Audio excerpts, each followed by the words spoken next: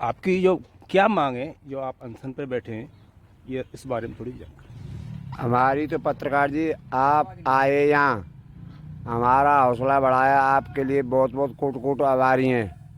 और हमारे कुम्हेर विधानसभा क्षेत्र के हमारे कुम्हेर के यहाँ चेयरमैन साहब और समस्त सरदारी आई है, उनका आभार है, हम बहुत बहुत आभारी हैं। और हमारे दोनों गांव की सरदारी युवा शक्ति हम सब मिलके ये संगठन बनाया है। हमारी ये मांग है कि हमारा गांव लगता है, गांव की बात आ जाए तो हमारा गांव लगता है बरसों 4 किलोमीटर। कौन सा गाँव है? गाँव है हमारा सोगर उबार, और डीग लगती है हमारे यहाँ से 45 किलोमीटर।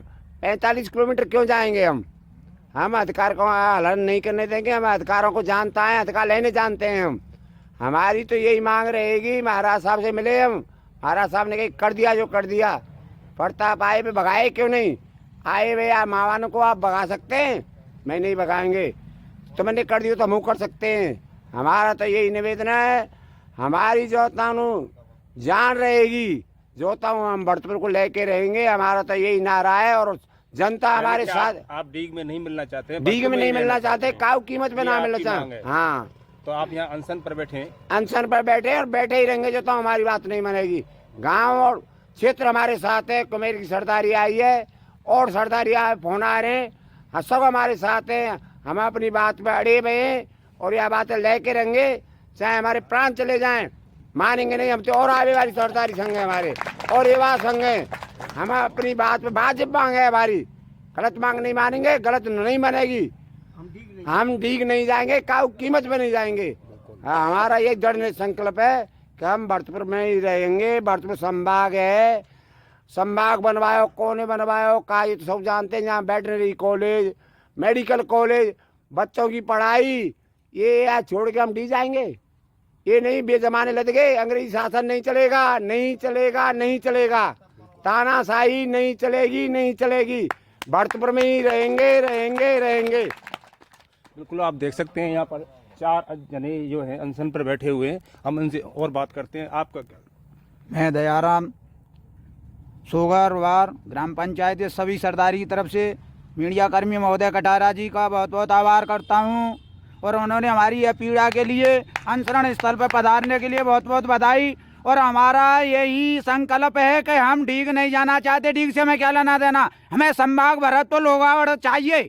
हमारी जनता जनार्दन को हमारे रियासत तहसील में जितने भी काम पड़ते हैं, वो कुम्हेर से जो इच्छा करता है, जो कहे हमें भरतपुर में रहना है, हम सब की तरफ से हम महाराज साहब से निवेदन करते हैं और हमारे राजस्थान के सीएम साहब से निवेदन करते हैं कि हमसे कुछ छीना नहीं जाए, ना हमको कुछ दिया जाए। हम यहाँ थे वहीं रहना चाहते हैं, हमें भरतपुर जिला था और रहना चाहते हैं और रहेंगे। हमें डीग से कोई लेना देना नहीं है, हमें संभाग की जरूरत है, ना कि कोई डीग की जरूरत है। आपको तो यहाँ नई तहसील भी मिली है, रारे तहसील से हमें कोई लाभ नहीं है, कोई हानि नहीं है, बहुत अच्छा है। हमें तो भरतपुरी तहसील चाहिए और भरतपुरी जिला चाहिए, हमें कोई जरूरत नहीं है रारे से, ना कि वहाँ से कि हमें तहसील मिल गई। हमें तो 4 किलोमीटर दूरी पे मिल रहा है, तो हम 15 किलोमीटर इधर रारे क्यों जाएंगे? हमें 40 किलोमीटर दूर हमें डी क्यों जाना पड़े? हमें 4 किलोमीटर पर अपना शहर और संभाग मिल रहा है, हमें शिक्षा मिल रही है, हमें हॉस्पिटल मिल रहे हैं, हमें सारी सुविधाएं मिल रही हैं। और हम तो हमारी जनता जनार्दन आपसे यही निवेदन करना चाहती है, मीडिया कर्मियों से और आपसे कटारा जी की हमारी बात को ज़्यादातर ज़्यादा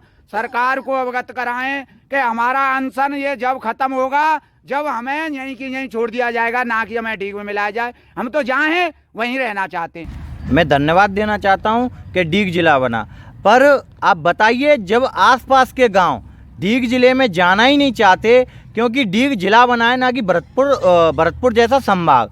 आपको पता है कि हमारे गाँव की लगभग दूरी भरतपुर संभाग हेडक्वार्टर से यहाँ 2-3 किलोमीटर की दूरी तय करनी होती है। अपने निजी कामों के साथ साथ हम सरकारी काम निपटाने की क्षमता रखते हैं, ना तो हमें दिन की दहाड़ी छोड़नी पड़ती है, ना ही हमारे सरकारी काम काज छूटते हैं। तो ऐसे दिन की दहाड़ी भी काम हो जाती है, जिससे हम अपना पेट पाल लेते हैं। आप बताइए कि हमको ऐसे निर्दलीय इसके निर्वय सरकार के द्वारा हमको डीग 50-60 किलोमीटर दूर फेंक दिया जाता है, क्योंकि अब डेवलप करने लगा है हमारा क्षेत्र। आप बताइए कि यहाँ से 2 किलोमीटर की दूरी पर त्योंगा है, जो कि नगर पालिका क्षेत्र में कदम रख चुका है। पार्षद वार्षिक नगर निगम में चुनाव कराने लग गया है, वहाँ पर डेवलप होने लग गया है। अब बचता है हमारे आसपास के गांव। जब हमारे आसपास के गांव डेवलप करने आते हैं तब हमारे गाँव को घसीट कर उस डीग में भेज दिया जाता है। मैं आपके मीडिया के माध्यम से कह देना चाहता हूँ, इस राजनीति की दृष्टि को ख़त्म करें और इस फरमान को ख़त्म करना चाहें। आपको पता है इसकी इतनी सरकार की इतनी वो देखिए कहाँ तक प्रेशर बना रही है कि आज हमारे बड़े बुजुर्ग भाई यहाँ पर चार लोग उबार सो करके यहाँ बैठे हुए हैं, उन्हें 36 घंटे हो गए हैं।